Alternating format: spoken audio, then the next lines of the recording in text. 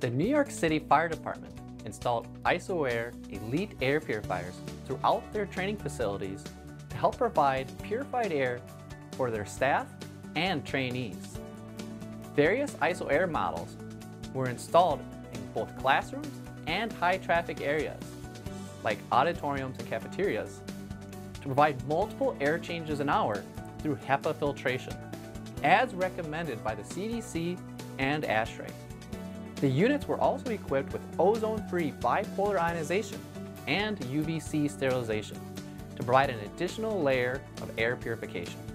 The units are low maintenance with a 5-year HEPA lifespan, and thanks to their high-quality ECM fans, they're extremely quiet and energy efficient, providing the FDNY facilities with a long life unit that's not only quiet and effective, but long life and low maintenance.